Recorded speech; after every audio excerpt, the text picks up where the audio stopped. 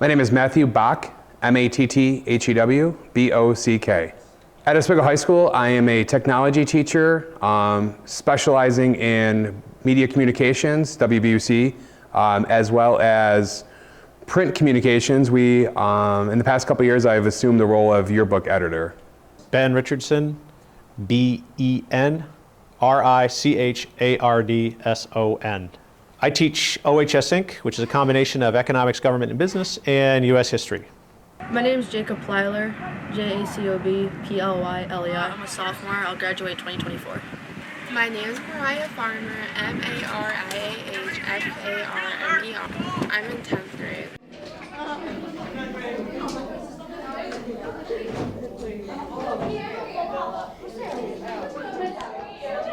Style-wise, my type of teaching really is just smorgasbord of whatever is necessary to get the information across.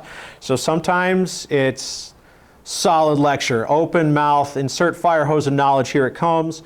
Other times it's completely interactive. It's like a toolbox. You use what tools make the most sense so that you're not using a screwdriver for a nail or a hammer for a screwdriver. You use the technique that works best for that particular type of teaching.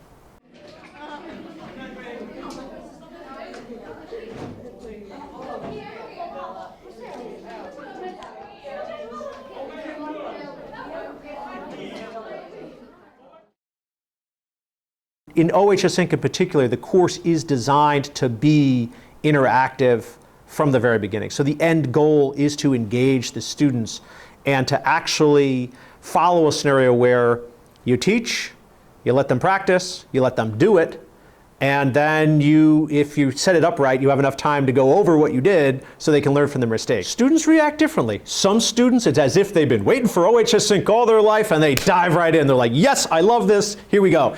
Other students would rather sit in the corner and go, can we go back to lecture, please? Because this is profoundly uncomfortable because someone might talk to me. So it really depends on where that student is socially, intellectually.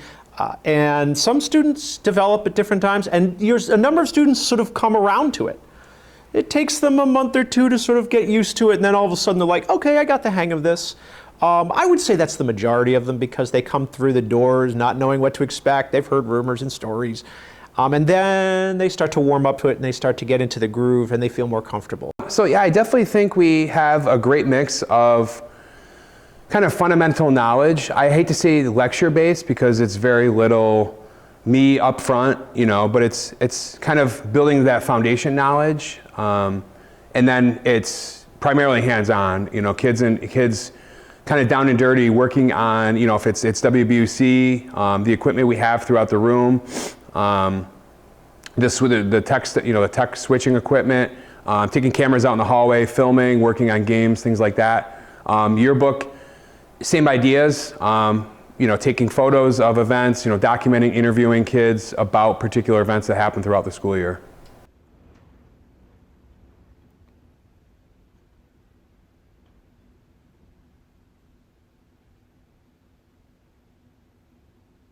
For COVID in March 2020, when the world kind of came, to a screeching halt and the brakes got applied, it really was kind of a check-in because we were so uncertain about what it would look like, weekly check-in, posting enrichment activities.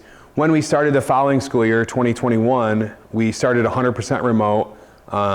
As we kind of went through and certain factors happened that they felt kids more comfortable back in school.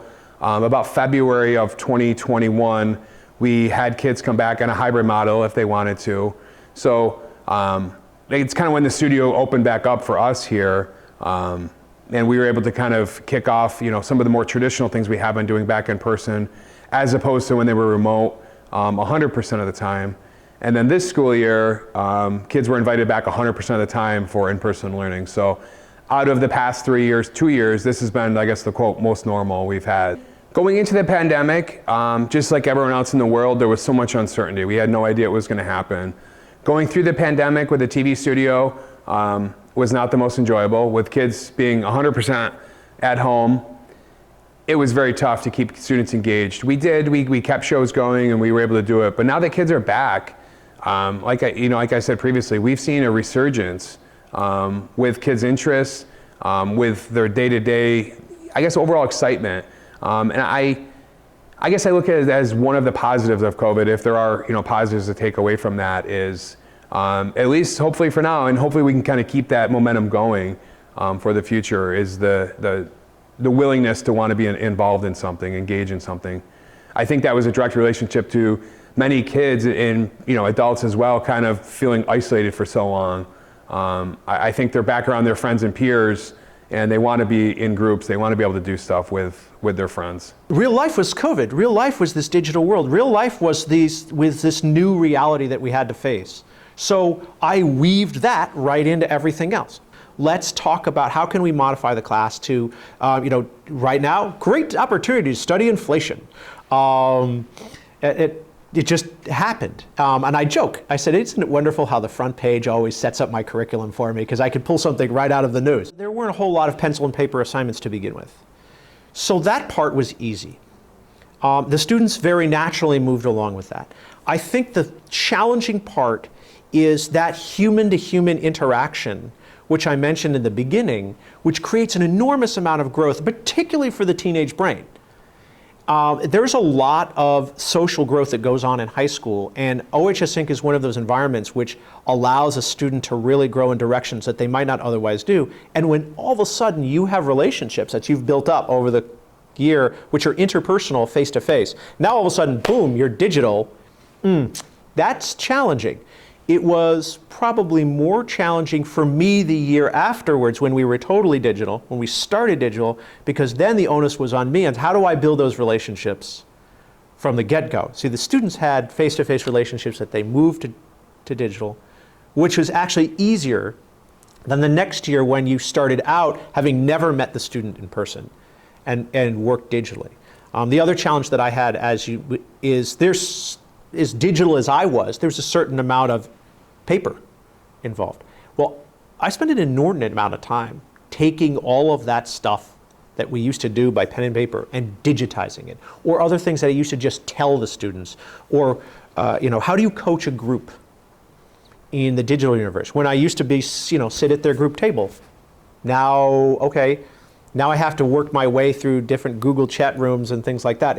So all of that had to be transitioned the following year.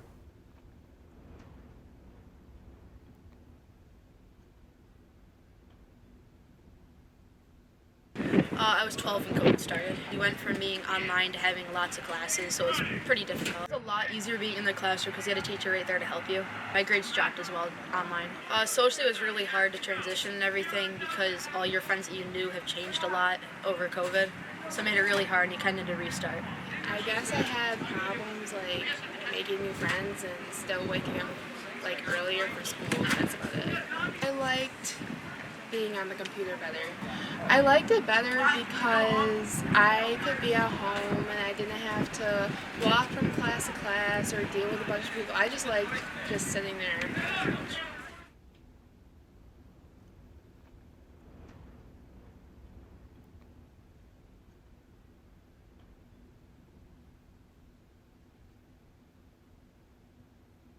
In certain aspects, I almost think COVID was a little easier to catch that. It was pretty instant. You could see a kid not log on. Some kids sit in class, maybe not just my class, but some classes, and they're physically present, but maybe mentally not. So COVID was a quick way of catching it. Did they even log in that day? And we kind of kept track of kids that didn't log in day after day. And we said, hey, is it a tech issue? Are you having problems logging in? Or is it that you just don't want to because you don't see the value in it? Or maybe no one at home is kind of like, hey, you should jump on class today. So I think some aspects of that were easier to catch, but it was definitely harder to target and kind of work with those kids because you couldn't just pull them aside and said, have a small conversation with them because they were, 30 miles away, 20 miles away. They weren't in your room to chat with.